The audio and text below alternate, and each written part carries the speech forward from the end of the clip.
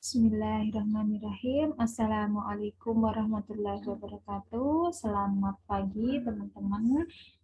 Untuk pelajaran kali ini yang pertama kita akan belajar bersama mengenai anak-anak dengan penyakit kronis ya. Jadi the child with a chronic health problem, apa saja problem-problem yang dimiliki atau yang harus dihadapi oleh anak dengan penyakit kronik. Tentunya sangat kompleks ya, karena problem ini tidak hanya dialami oleh anaknya saja, melainkan juga oleh saudara, kemudian lingkungan, dan yang terutama adalah orang tua. Jadi secara finansial, secara psikologis itu benar-benar berpengaruh terhadap orang tua. Bagaimana finansialnya orang tua dalam mempertahankan atau dalam merawat anak dengan penyakit kronis.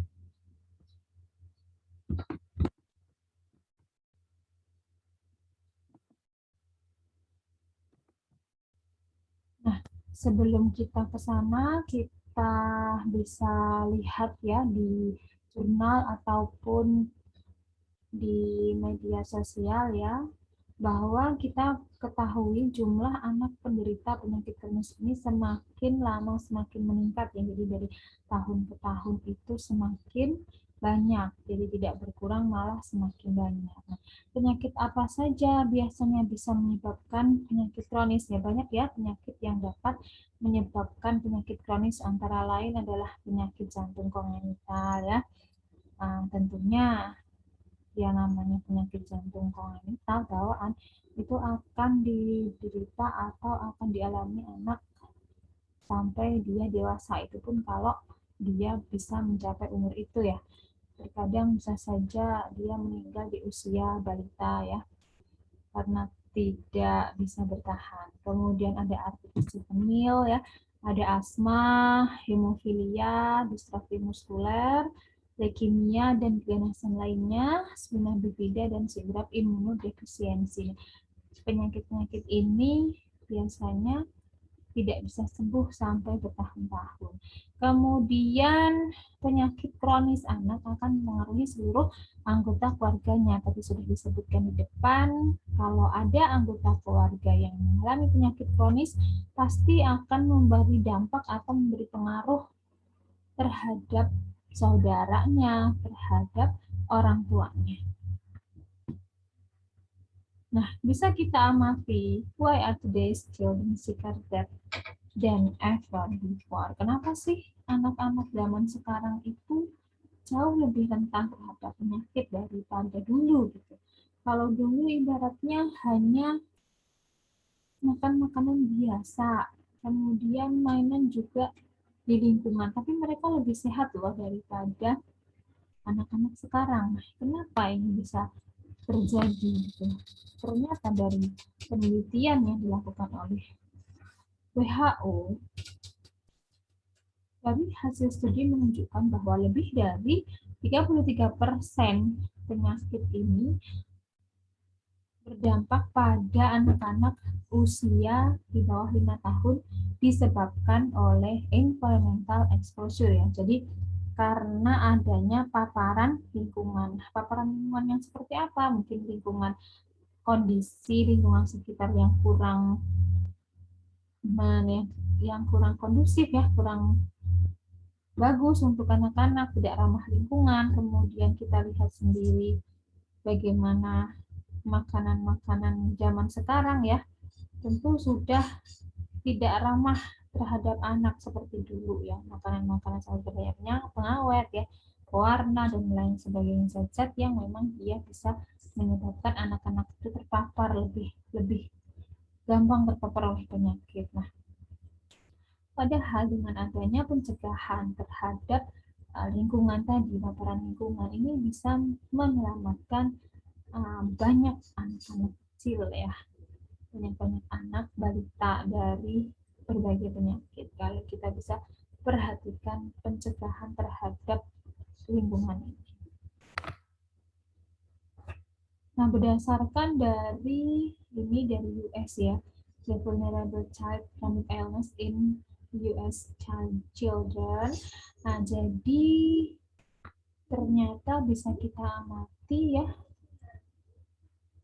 dari 4 dekade ini kenaikannya itu cukup dramatically ya, mulai dari 12,8% di tahun 94 menjadi 26,6% di tahun 2006. Nah, ini angka yang terjadi pada tahun 2006. Nah, sekarang Anda bisa cari di jurnal-jurnal keperawatan anak ya, atau di jurnal luar negeri, berapa sekarang angka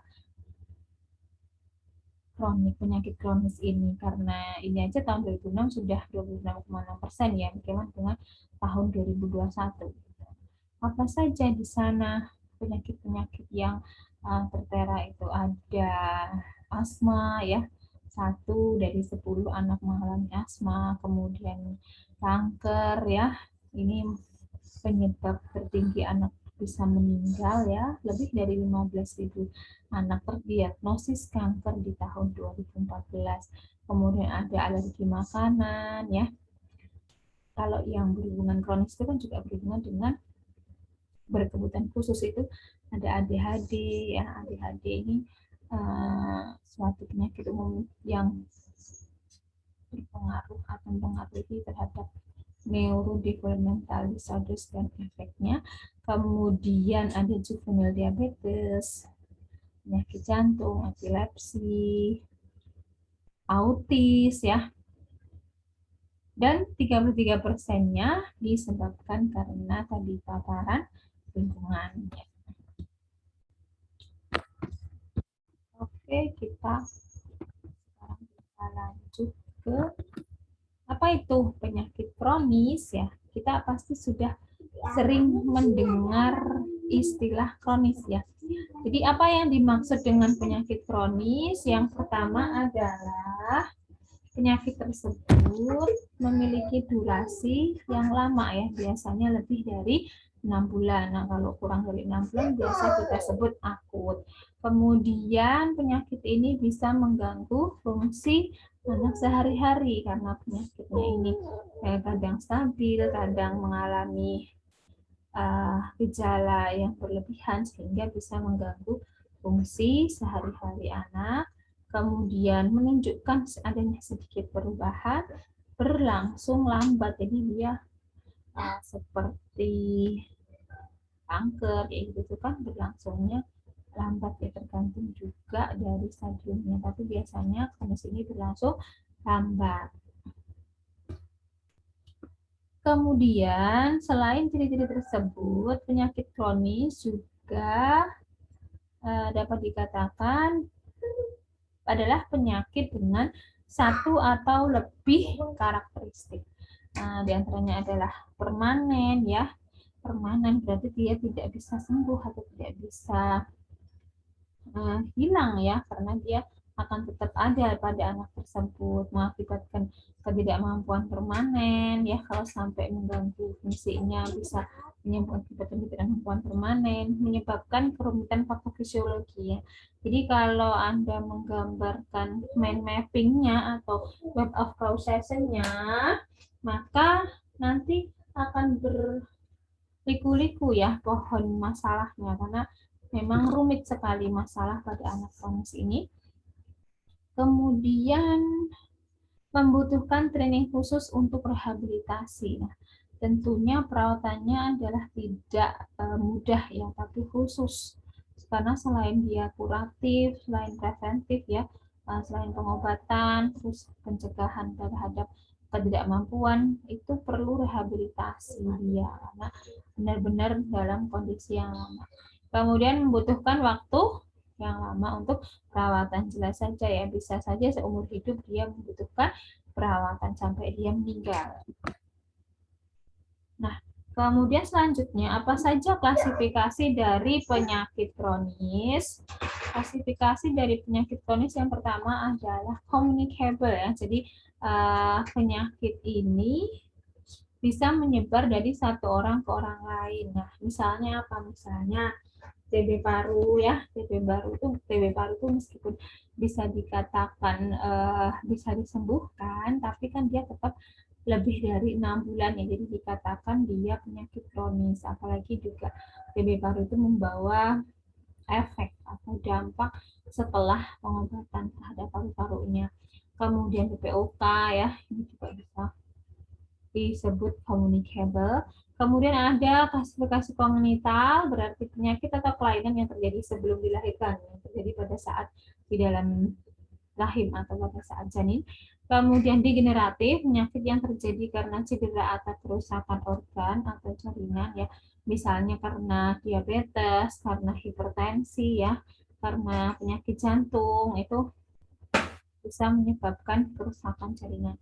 Dan fungsional, penyakit yang berakibat pada fungsi atau penampilan tapi tidak menunjukkan manifestasi dari organnya. Jadi fungsinya yang berkurang.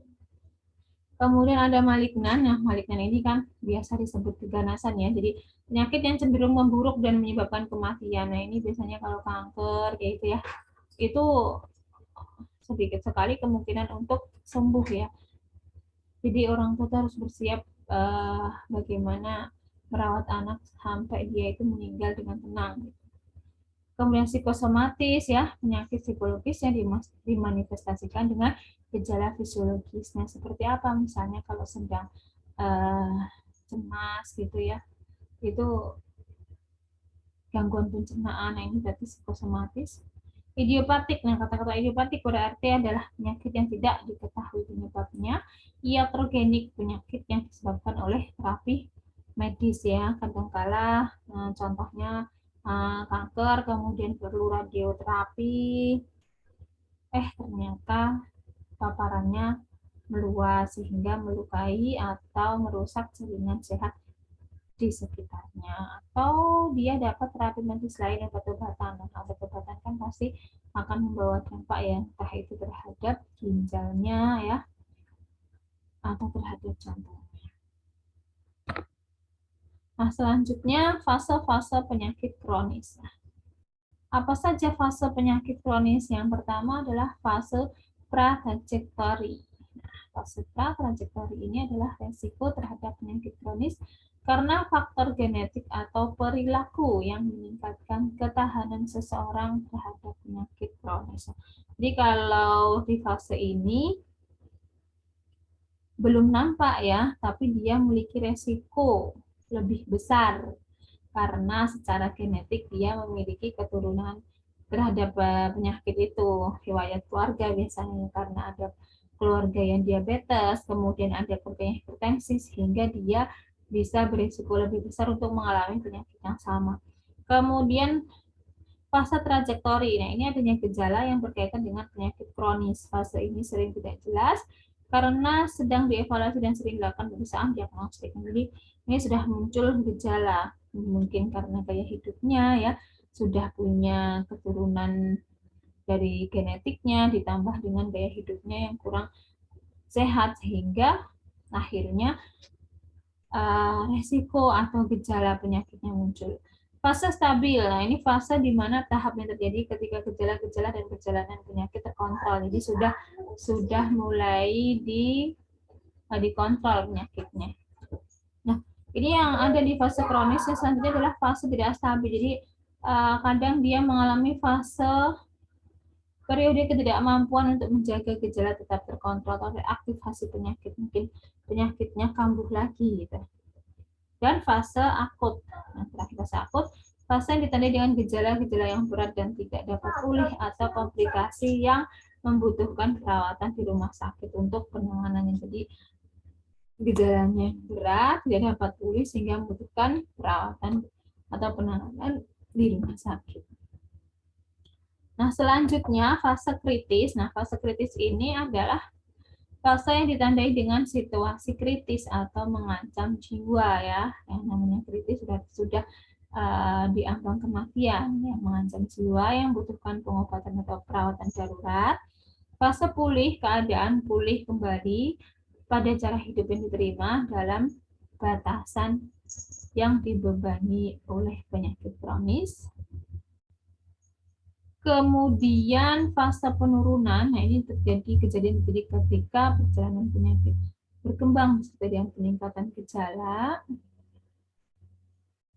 Kemudian fase kematian, ini tahap terakhir. Jadi kalau dia tidak bisa mempertahankan hidupnya, tidak bisa mengobati, sehingga dia masuk ke fase kematian, fase terakhir ya, tahap terakhir yang ditandai dengan penurunan bertahap atau cepat fungsi tubuh dan penghentian hubungan individual. Jadi sudah berhenti, sudah sampai di sini hidup.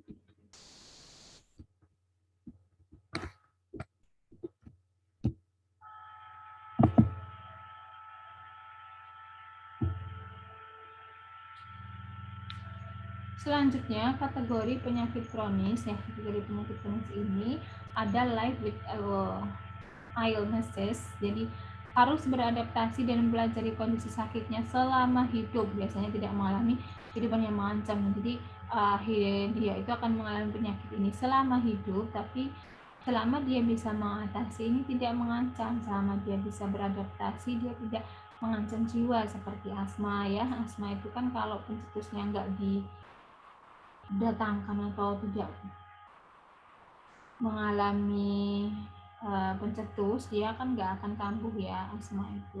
Kemudian diabetes, kalau dia dikontrol gulanya, kemudian mungkin dia terapi insulin dengan teratur, dan dia tidak akan menyebabkan dia bisa bertahan maksudnya artritis dan epilepsi. Kemudian mortal illnesses, nah ini berarti kehidupan individu terancam dan hanya bisa merasakan gejala penyakit dan ancaman kematian ya tadi yang diceritakan di depan, penyakit kanker dan kardiovaskular ya. Kanker itu kalau sudah stadium akhir diketahuinya kan tidak bisa disembuhkan ya, pasti dia terancam atau dia akan mengalami kematian. Nah, bisa Anda bayangkan bagaimana anak-anak dengan penyakit kronis seperti ini ya.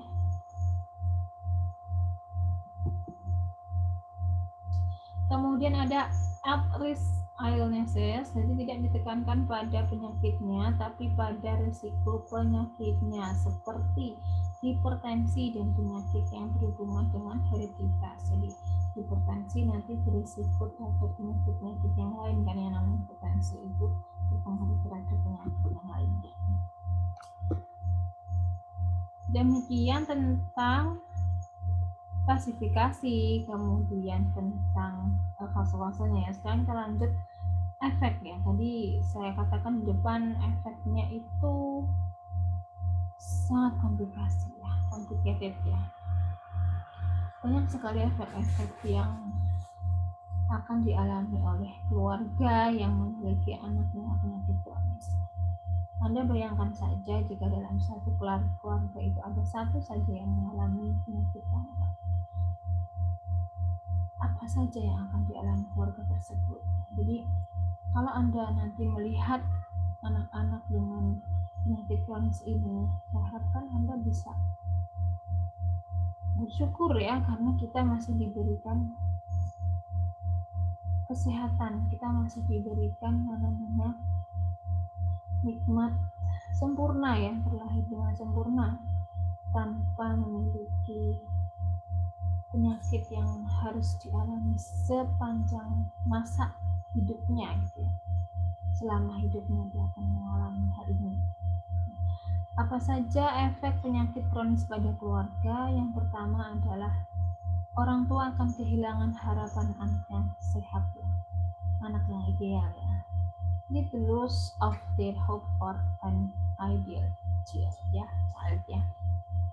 Jadi orang tua itu kan semuanya pasti memiliki harapan anaknya sehat ya, bisa melihatnya tumbuh besar, kemudian bisa sekolah, berkeluarga, berkarir ya, kemudian nanti memiliki keturunan ya. Tapi ini tidak bisa, harapan ini akan hilang ketika memiliki anak dengan penyakit kronis, apalagi yang mengancam jiwa.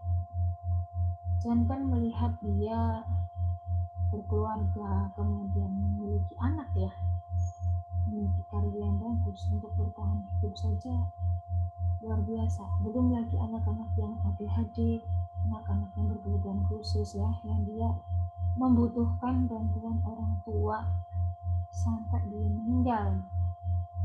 Nah, ini perasaan-perasaan seperti ini yang dirasakan oleh orang tua yang memiliki anak dengan penyakit kronis. Kemudian yang kedua, neglected sibling ya. Jadi secara tidak langsung pasti atau secara tidak sadar saudara kandungnya yang terabaikan karena orang tua harus fokus terhadap pengobatan anaknya ya, perawatan anaknya yang luar biasa intensnya ya, kadang sebulan dia harus bolak-balik ke rumah sakit ya, thalassemia, leukemia itu kan harus bolak-balik sesuai jadwal ya, terus gagal ginjal itu kan dia harus cuci darah setiap sebulan 2 kali atau apa, itu menyebabkan orang tua terlalu fokus pada anak yang sakit sehingga saudara kandungnya terabaikan. Kemudian major expense and time commitment. Jadi orang tua ini atau keluarga itu harus memiliki komitmen yang besar terhadap biaya dan waktu ya. Jadi tadi harus pengobatan berapa kali sebulan ya, harus kontrol, belum lagi transportasi ya, kalau tidak memiliki ini ya kendaraan sendiri, sehingga ini akan menimbulkan berbagai konflik, berbagai kebingungan, confused caused by conflicting system of healthcare management ya. Jadi bingung, ada perasaan, ada kondisi dia kebingungan menghadapi biayanya, kemudian bagaimana manajemen kesehatannya gitu ya.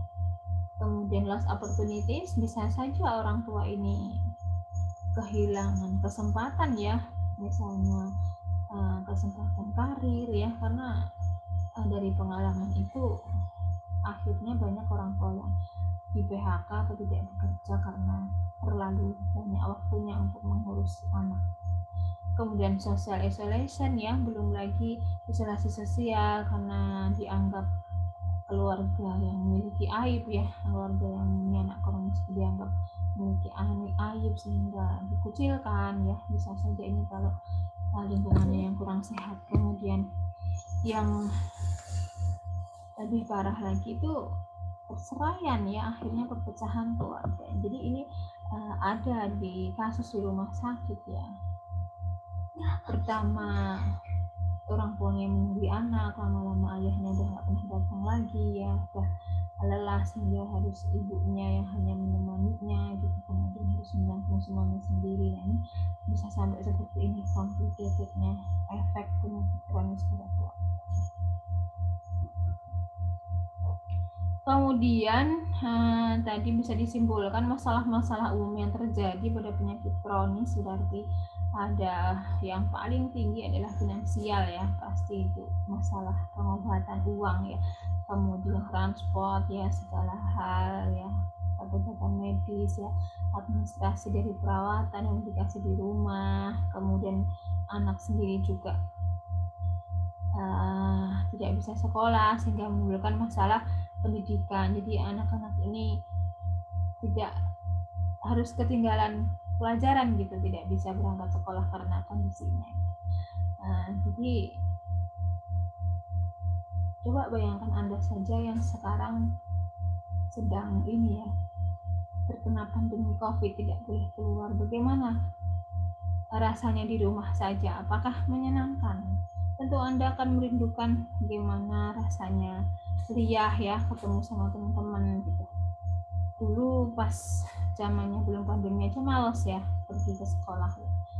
Nah sekarang baru karena nggak boleh pergi ke sekolah, pergi kuliah, akhirnya ada rasa bosan, kangen ya sama teman-teman gitu ya.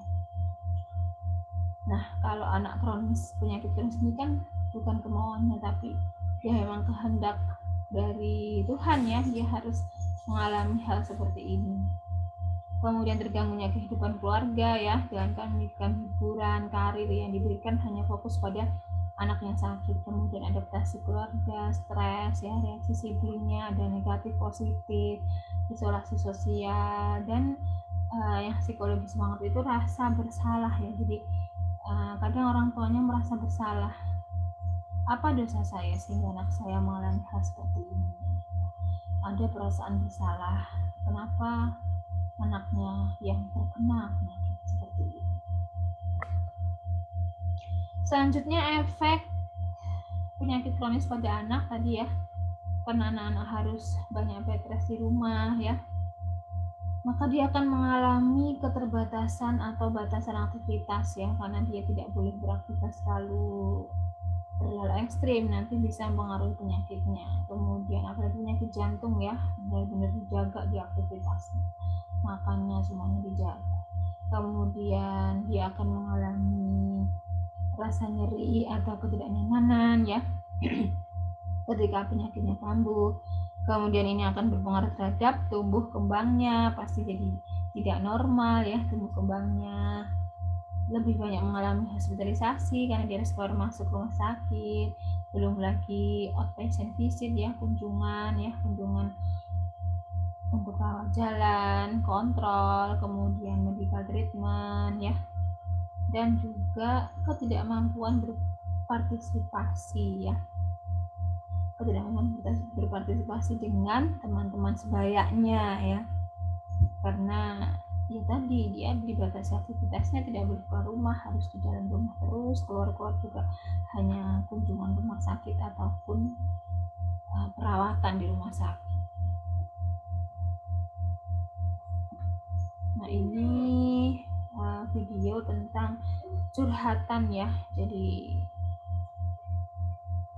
anak-anak ini curhat tentang perasaannya ketika dia mengalami penyakit kronis.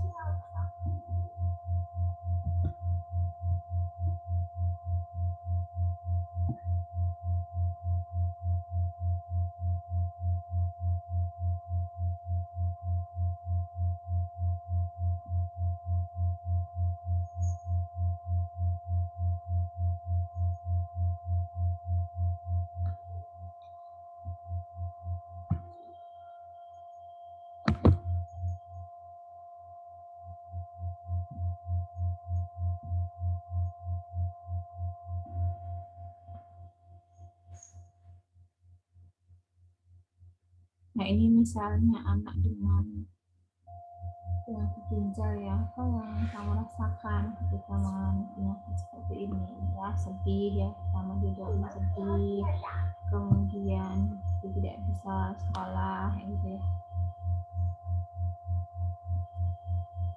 nah, banyak curhatan dari berbagai macam anak dengan penyakit kronis.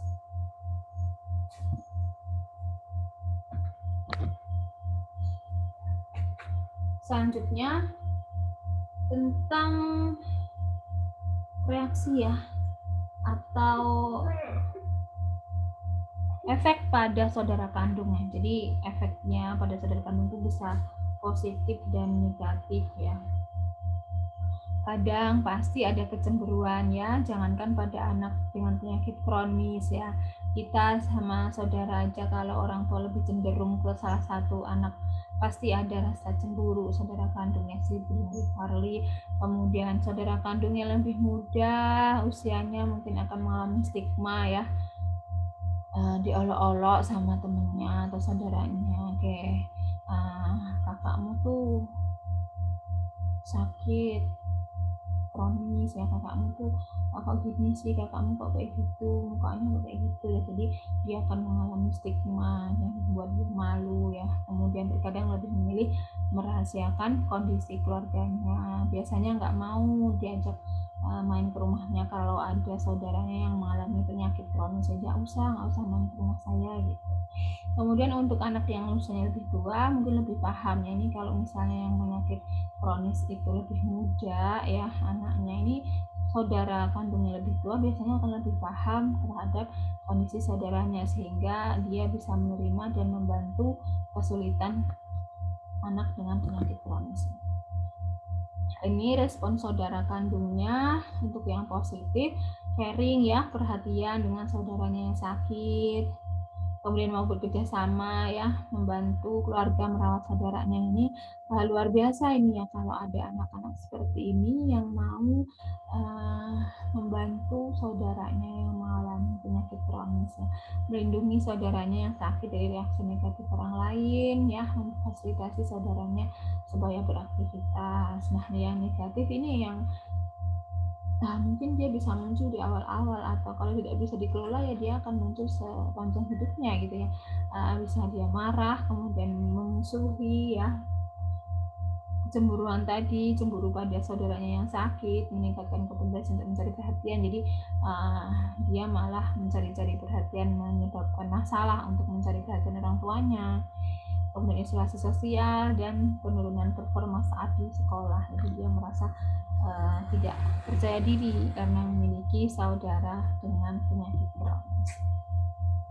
Selanjutnya, proses keperawatan yang diawali dengan pengkajian, jadi kaji dan cari informasi mengenai pengetahuan keluarga dan pemahaman terkait kondisi anak. Kemudian kaji mekanisme coping keluarga, bagaimana mekanisme copingnya terhadap kondisi anak, identifikasi kebutuhan yang diperlukan, dan lakukan pemeriksaan fisik.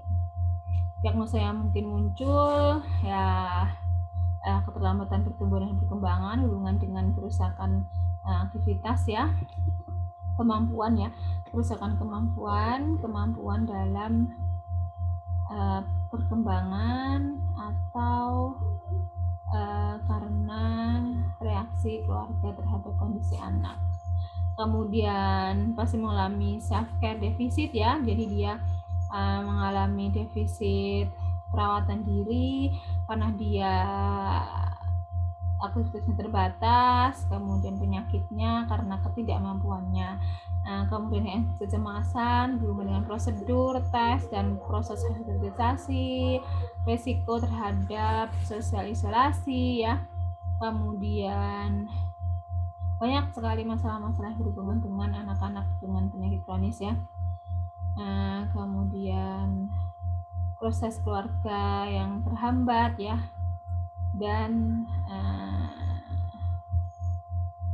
tentang manajemen kesehatan. Nah, untuk outcome-nya apa yang perlu kita lakukan ya, tentunya karena dia mengalami keterlambatan tumbuh kembang, kita penuhi tumbuh kembangnya ya, jangan disamakan dengan anak yang normal ya, karena anak seperti ini kan spesial ya, jadi perlu penanganan sendiri. Kemudian kita bantu self care-nya, kita turunkan kecemasannya, dan kita fasilitasi untuk bisa atau mampu melakukan interaksi sosial. Implementasi kita dorong untuk bisa memaksimalkan pertumbuhan dan perkembangannya, kemudian membantu perawatan diri, mencegah isolasi sosialnya ya, kemudian membantu keluarga untuk memahami kondisi anak ya.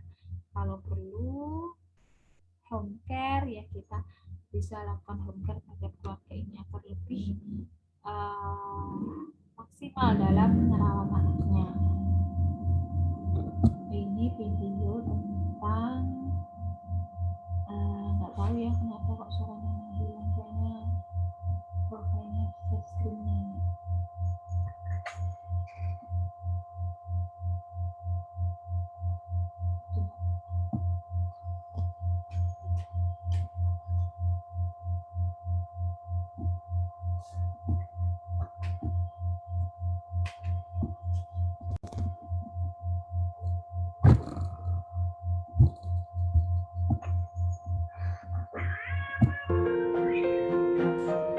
The Ellie Duer and Family Center for Pediatric Genetic and Chronic Diseases for children's physical, genetic, and mental needs.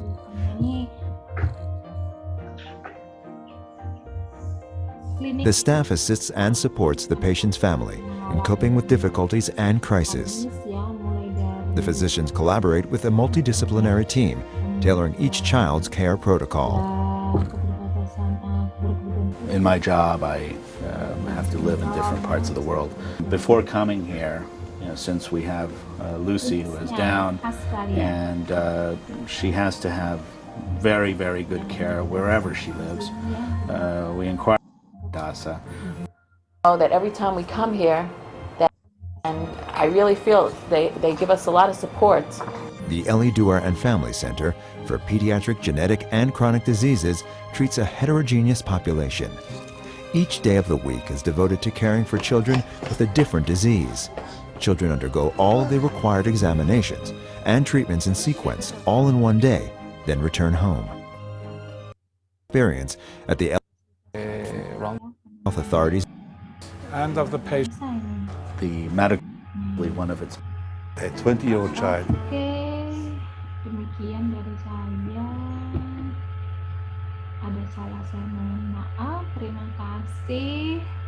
Jadi nanti kalau kalian bertemu dengan anak-anak seperti ini, please don't judge us, but love and care of us ya. Jadi jangan kita menjudgment mereka ya, karena ini bukan kemauan mereka, tapi sudah takdirnya seperti ini. Jadi